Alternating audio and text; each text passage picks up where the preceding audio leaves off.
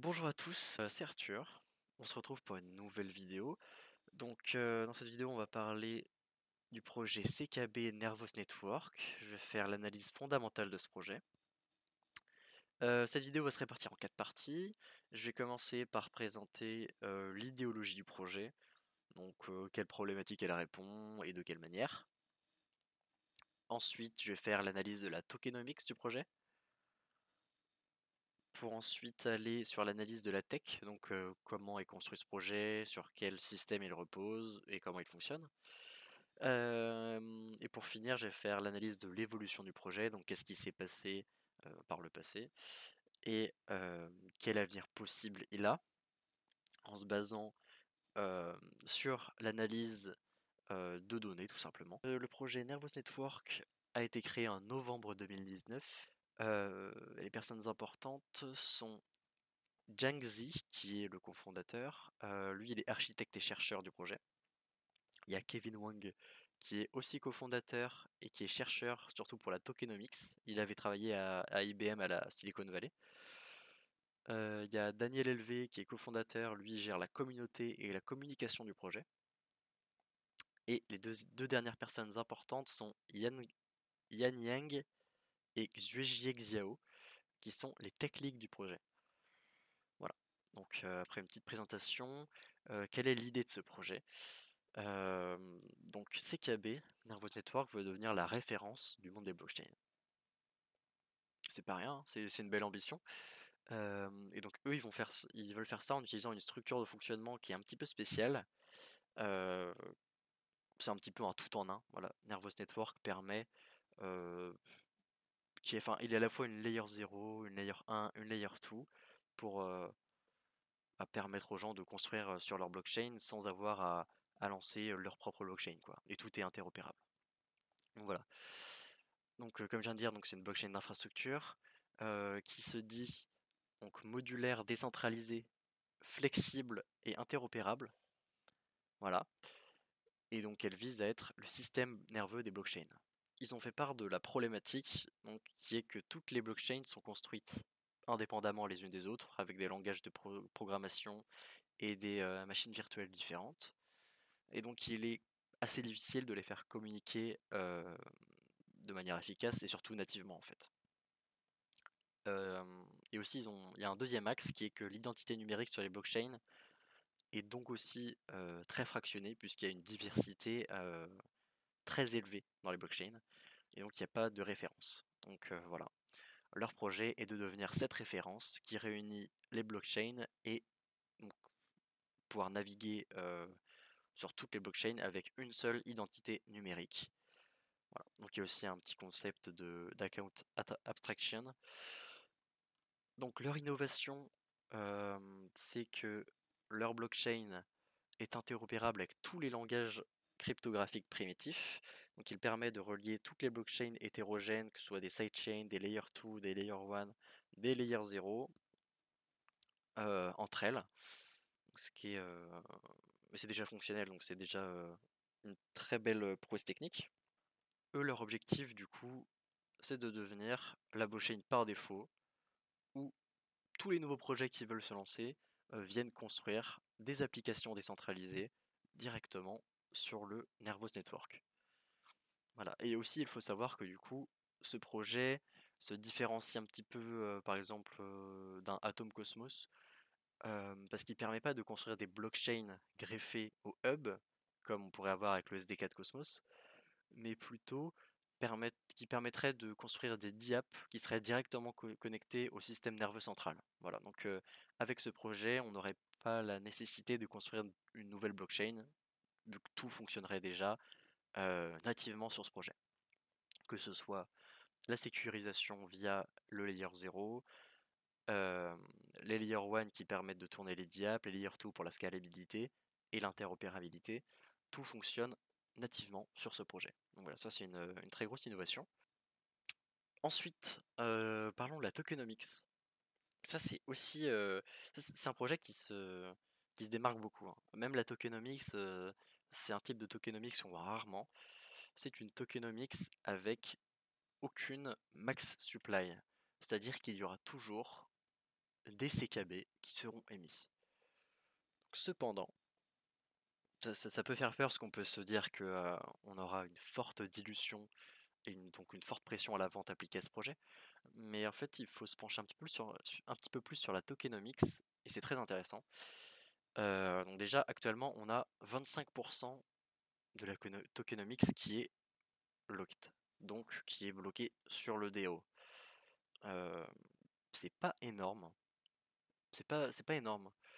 On a des projets où on a facilement 50%, 50% de loqué. On peut penser par exemple à un Taobi Tensor où là on est près des 90% de loqué. Donc 25, on n'est pas énorme, mais, euh, mais à mon avis ça aura tendance à augmenter au fur et à mesure du temps. Surtout si le projet, là il y a le projet actuellement autour du top 150-200, je dirais.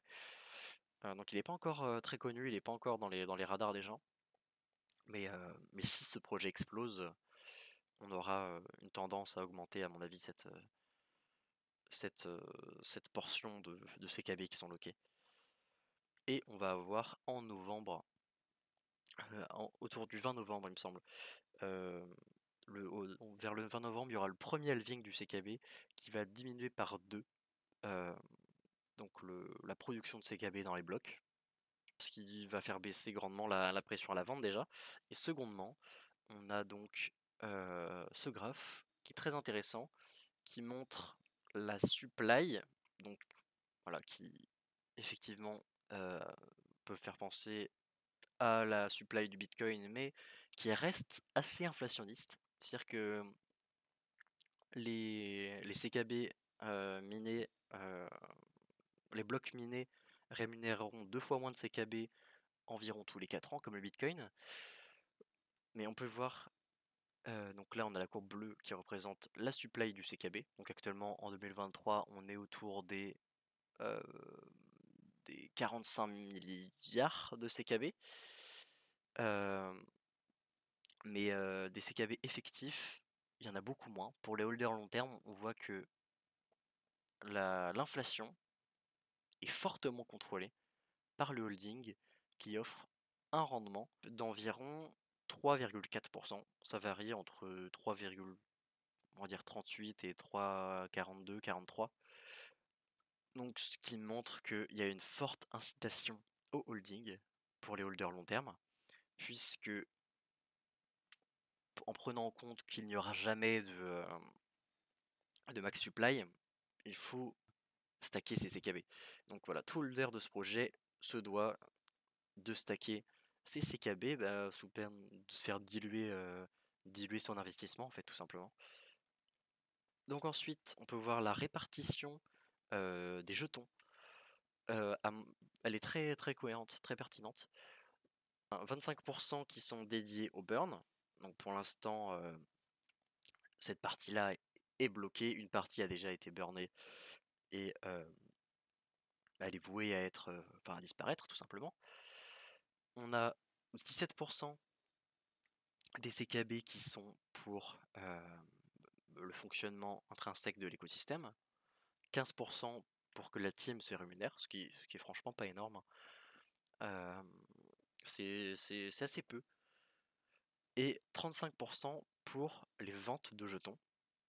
Donc on avait 14% pour la private sale et 21,5% pour la public sale. Bah, ce projet, il a une bonne tokenomics. C'est très intéressant, euh, très pertinente surtout, puisque ce projet a vocation à être la référence des blockchains. Comment sécuriser toutes les blockchains s'il n'y a plus de CKB émis et donc plus de block reward? Il n'y aurait plus d'intérêt à miner du CKB. Et donc c'est très pertinent. Ils vont loin dans leur démarche et ça reste cohérent, c'est fonctionnel. Donc ensuite, je vais me pencher sur la tech du projet, comment il fonctionne. Alors, on a CKB qui est à la fois, donc on avait dit, enfin c'est un tout en un en fait. Et il permet juste de construire dessus, on se connecte directement au Nervous Network et tout est fonctionnel, la scalabilité, la sécurisation. Premièrement, voilà, on a la layer 1, qui est en proof of work, donc pour une meilleure décentralisation, qui est à la fois aussi EVM compatible avec le CKB-VM, qui est la machine virtuelle de CKB. Il est construit sur RISC pour simplifier et augmenter la rapidité du réseau. Et l'algorithme de consensus, c'est le NCMAC. C'est une variance du consensus de Nakamoto qui permet encore de simplifier le mining du réseau. Et il utilise le langage script. Donc ça c'est pour la layer 1. Ensuite on a les layers 2. Je dis les parce qu'il y a deux layers 2 différentes, distinctes, qui ont deux fonctionnalités différentes. Donc grâce à ces layers 2 déjà on a un consensus assez rapide qui est à peu près à environ 100-200 transactions par seconde et qui augmente une résistance au réseau puisqu'il a un temps de fidélité environ en dessous de 10 secondes et il est voué à baisser avec le temps, sauf forcément pendant les grosses périodes d'intérêt comme pendant les bull runs où là forcément le temps de finalité va augmenter. Donc la première layer 2 s'appelle Goodworken. C'est celle qui permet d'offrir la scalabilité au réseau. Donc c'est une optimistic rollup.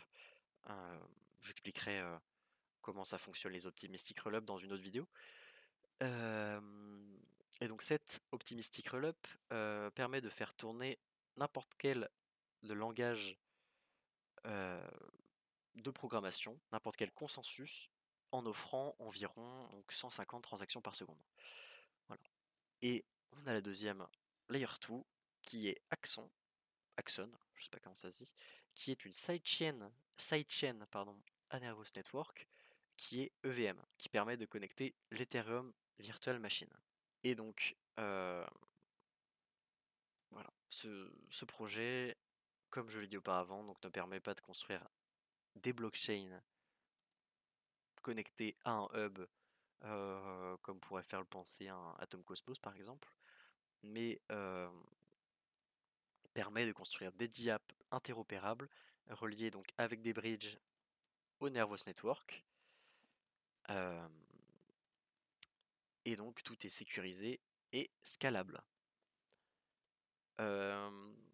L'autre aspect de Nervous Network qui est très intéressant, c'est qu'il est très flexible, il est très facile d'implémenter des nouvelles fonctionnalités, même si elles ne sont pas natives dans ce projet, grâce à son langage de programmation et à sa machine virtuelle très simplifiée.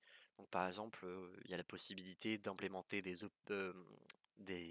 ZK Rollup, par exemple, s'il y a besoin pour augmenter encore plus la scalabilité. Ensuite, même pour finir, j'ai envie de dire, l'évolution du projet. Donc, d'où il vient, où est-ce qu'il va?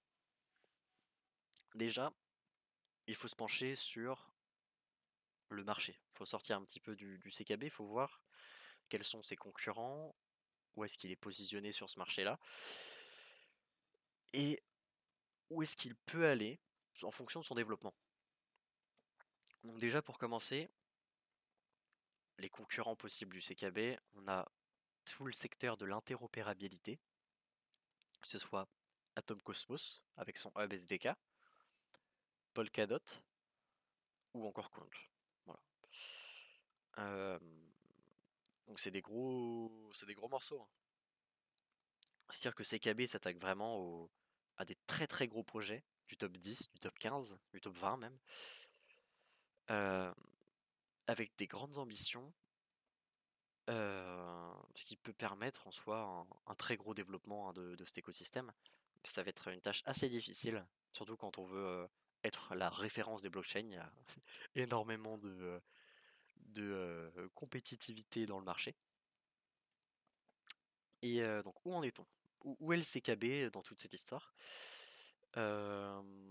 Déjà, il y a un petit côté intéressant dans ce projet-là qui est qu'il prend un axe totalement différent du marché. C'est-à-dire que c'est différent des layers 0 classiques avec des SDK Alors là, c'est ce qu'il faut se dire, c'est que ça permet pas de construire des blockchains, encore une fois, ça permet de construire des DApps. Donc déjà, ça n'a pas la même utilité que, que ces projets classiques. Et ici, du coup, on a aussi une notion de account abstraction qui est déjà active en fait, avec le wallet Neuron, qui est le wallet référent de ce projet. Donc c'est un axe assez différent, assez intéressant. Est-ce que c'est la bonne manière de répondre à la problématique et au marché? Je sais pas.